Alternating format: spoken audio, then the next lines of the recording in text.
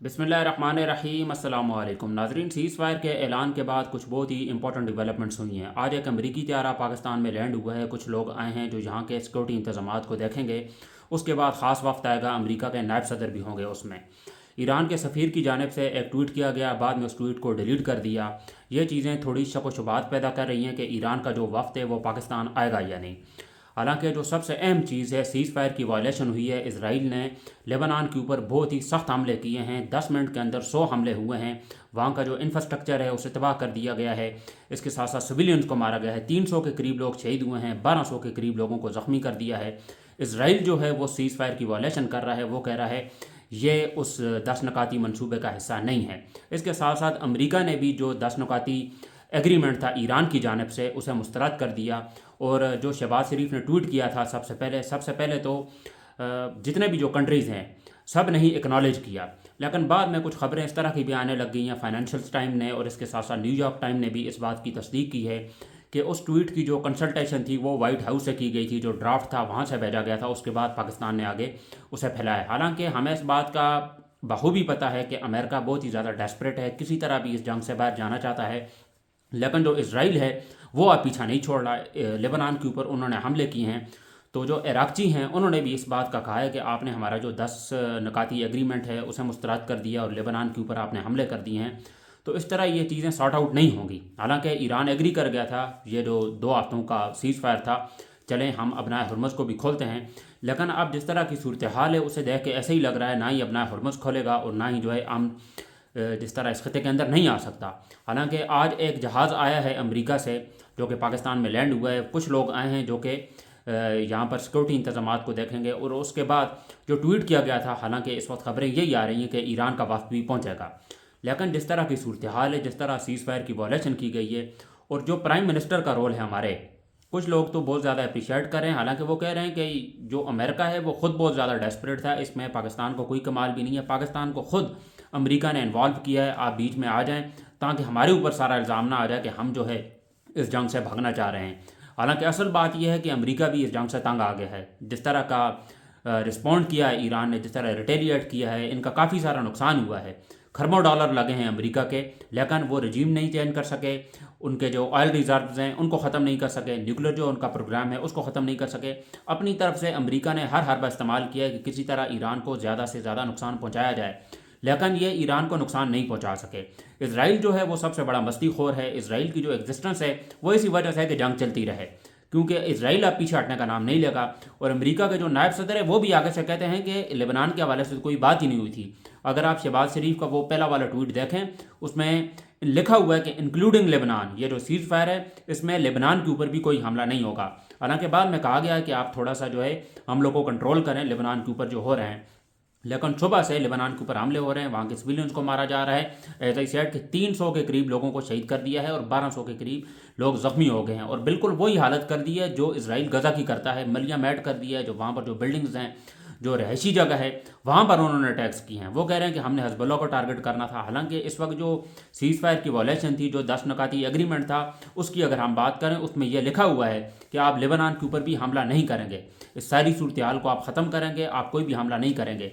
लेकिन जिस तरह की सूरत हाल है उसके बाद ईरान का भी ये हक बनता है, ये उनका राइट है। अमेरिका आगे से कहता है कि ये मेरा और ईरान का सीज़ फायर है, इसमें इसराइल जो है वो इन्वॉल्व नहीं है। इसराइल क्यों नहीं इन्वॉल्व?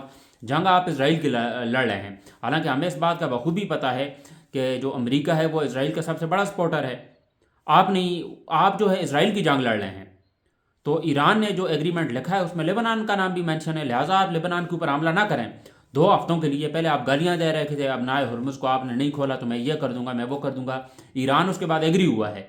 उसके बाद आपने फिर सीज़ फायर की वायलेशन कर दी। आप कह रहे हैं कि लेबनान जो है उसका ऐसा ही नहीं है, हम जो है हमला करेंगे। इसराइल पीछे हटने का नाम ही नहीं ले रहा।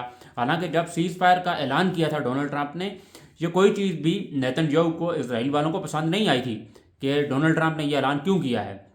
क्योंकि डोनाल्ड ट्रंप की जो मकबूलियत है वो अब अमेरिका के अंदर बिल्कुल ना होने के बराबर है। मैंने आपको पिछले व्लॉग में यह बात बताई थी कि CNN वालों ने एक सर्वे किया था जिसमें 68% जो वहाँ की यूथ है वो नहीं चाहती कि अमेरिका की जो फ़ौज है वो ईरान की सरजमीन पर उतरे।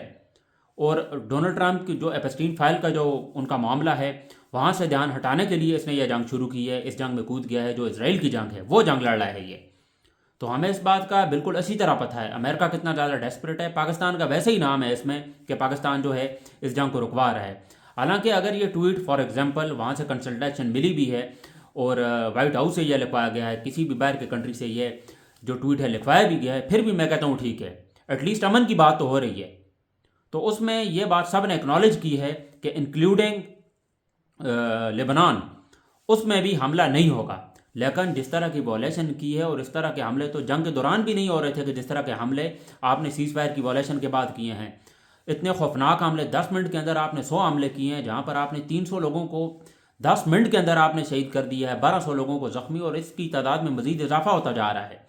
تو اس طرح جو ہے حالات نہیں ہوں گے، اس طرح حالات بالکل بھی ٹھیک نہیں ہوں گے۔ اور امریکہ کے جو نائب صدر ہیں اور جو ٹویٹ کیا گیا ہے ایران کے سفیر کی جانب سے، یہ چیزیں اب تھوڑی سی شک و شبہات پیدا کر رہی ہیں کہ ایران کا جو وفد ہے، کیونکہ ایران کو بھی اب یقین ہی نہیں رہا ان پہ، اور یقین ہونا بھی نہیں چاہیے، کیونکہ اس کے بعد ان کی جو لوکیشنز ہیں وہ ٹریس ہو جاتی ہیں، اور امریکہ اور اسرائیل دونوں سٹرائک کرتے ہیں، وہاں کی جو لیڈرشپ ہے اس کو یہ ختم کرنے پہ تلے ہوئے ہیں۔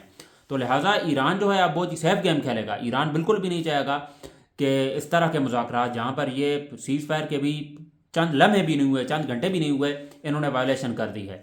تو ایران، ہم تو دعا کرتے ہیں کہ کسی طرح اس بار تو اسلام آباد آئے، کسی طرح اس خطے کے اندر امن آئے، اور اس کا سب سے زیادہ جو نقصان ہو رہا ہے وہ پاکستان کو ہو رہا ہے۔ پاکستان کے اندر مہنگائی جو ہے وہ آسمان کو چھو رہی ہے، اور جہاں پر کچھ لوگ جو 10% لوگ ہمارے موجودہ نظام کو سپورٹ کر رہے ہیں، یہ سارے آپ یہی سمجھ لیں کہ ان کی عقل گھٹنوں میں ہے، یہ سمجھ رہے ہیں کہ پاکستان جو ہے امن لا رہا ہے، پاکستان جنگ رکوا رہا ہے۔ حالانکہ ڈونلڈ ٹرمپ خود جو ہے اس جنگ میں پاکستان کو کدوا رہا ہے، اور بیچ میں خود لا رہا ہے کہ کسی طرح جو ہے میں اس جنگ سے باہر چلا جاؤں۔ پاکستان کا اس میں کوئی کریڈٹ بھی نہیں ہے، اور نہ ہی پاکستان کو آئی تھنک کریڈٹ ملنا چاہیے۔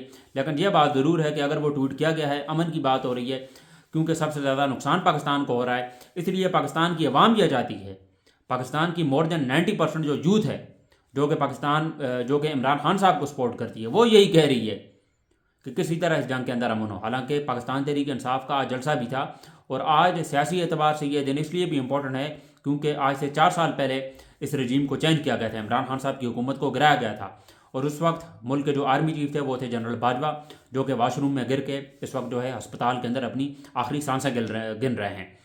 تو وقت جو ہے بدل جاتا ہے، آپ اس طرح جو ہے چیزوں کو سارٹ آؤٹ اگر نہیں کریں گے، مہنگائی پر آپ کنٹرول نہیں پائیں گے۔ حالانکہ عالمی منڈی کے اندر ابھی بھی پیٹرول سستا ہے، لیکن پاکستان کے اندر پیٹرول بہت ہی زیادہ مہنگا بک رہا ہے۔ انہوں نے 458 روپے کی قیمت بھی کی ہے، اس کے بعد یہ 378 پہ لے گئے ہیں۔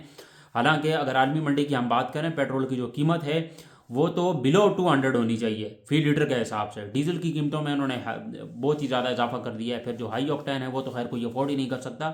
تو اس ساری صورتحال کا اگر ہم جائزہ لیں تو اس جنگ کا جو سب سے زیادہ نقصان ہو رہا ہے وہ پاکستان کو ہو رہا ہے۔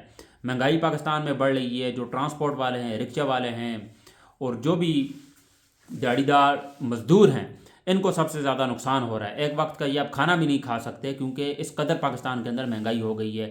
کھانے پینے کی جو اشیاء ہیں اور بھی جو بنیادی چیزیں ہیں وہ اس وقت لینا پاکستان کی عوام کے لیے بہت ہی زیادہ مشکل ہو گیا ہے۔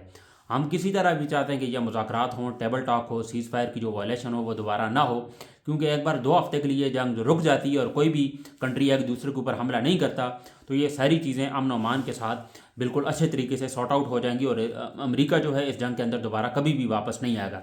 اس وقت جو ہے شیطانی جو کر رہا ہے وہ اسرائیل کر رہا ہے۔ اسرائیل نے جس طرح کی وائلیشن کی ہے، جہاں پر کافی سارے لوگوں کو انہوں نے مار دیا ہے، تو ایران اس کے بعد چپ نہیں بیٹھے گا۔ ایران کے جو وزیر خارجہ ہیں عراقچی، انہوں نے کہا آپ نے ہمارا 10 نکاتی جو ایگریمنٹ ہے وہ بھی مسترد کر دیا ہے، اس کے ساتھ ساتھ آپ نے لبنان کے اوپر حملہ کر دیا۔ اس طرح جو ہے چیزیں سارٹ آؤٹ نہیں ہوں گی، اور اس بار اگر ہم نے اپنا ہرمز کو بند کر دیا پھر کسی کا باپ ہی نہیں کھلوا سکتا، آپ نے جو کرنا ہے کر لیں، یہ بات کہی ہے ایران کے وزیر خزانہ نے۔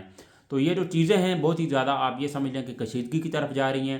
ہم چاہتے ہیں کہ کسی طرح مذاکرات ہوں، خطے کے اندر امن آئے، اور پاکستان کے اندر بھی تھوڑی بہت بہتری آ جائے۔ ملتے ہیں آپ سے انشاءاللہ اگلے ولاگ میں، مجھے دیجیے اجازت، اللہ حافظ۔